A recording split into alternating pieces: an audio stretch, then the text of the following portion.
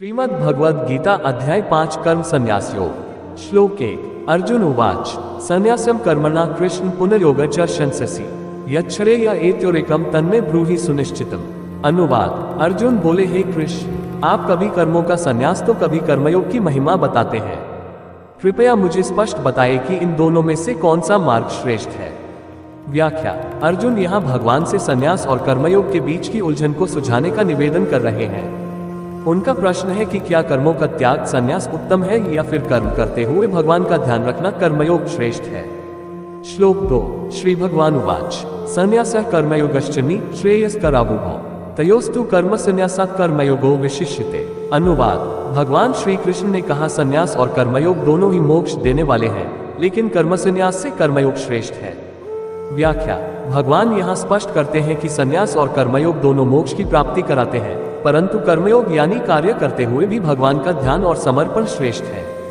बिना कर्म किए केवल संन्यास लेना पर्याप्त नहीं है, कर्मयोग अधिक प्रभावी और सरल मार्ग है। श्लोक 3। ज्ञेयः स नित्य संन्यासी यो न द्वेष्टि न कांक्षति निर्द्वंद्वो हि महाबाहो सुख बंधात् प्रमुच्यते। अनुवाद। जो व्यक्ति न द्वेष करता है और न ही किसी वस्तु की कामना करता है, उसे सदा सन्यासी समझना चाहिए। वह व्यक्ति सुखपूर्वक संसार के बंधनों से मुक्त हो जाता है। व्याख्या। भगवान ये समझाते हैं कि सच्चा सन्यासी वह है जो न तो किसी से द्वेष करता है और न किसी चीज की लालसा रखता है। ऐसा व्यक्ति सुखपूर्वक बंधनों से मुक्त हो जाता है। केवल कर्मों का त्याग ही संन्यास नहीं है, बल्कि मन से भी हर प्रकार के द्वेष और इच्छा का त्याग करना वास्तविक संन्यास है। श्लोक 4। सांख्ययोगो प्रतिबाला प्रावदन्ति न पंडिता एकमप्यस्थितः सम्यगुभयोर्विन्दते फलम्। अनुवाद। सांख्य और योग को बालक अज्ञानी अलग अलग कहते हैं, लेकिन ज्ञानी व्यक्ति यह जानते हैं कि दोनों का उद्देश्य एक ही है। जो कोई भी इनमें से एक का ठीक प्रकार से अनुसरण करता है, उसे दोनों का फल प्राप्त होता है। व्याख्या। भगवान यहाँ ये बताना चाहते हैं कि सांख्य ज्ञान मार्ग और योग कर्म मार्ग में कोई भिन्नता नहीं है। दोनों मार्ग मोक्ष की ओर ले जाते हैं।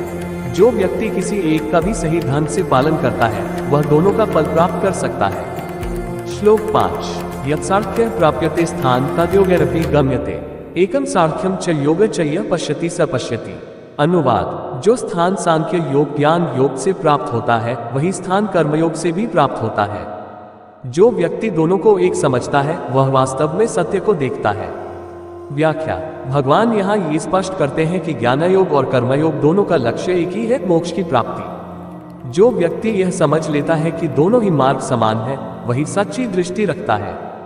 यहाँ भगवान कर्म संन्यास कर्म का त्याग और कर्मयोग कर्म करते हुए ईश्वर में लीन रहना के महत्व को समझाते हैं।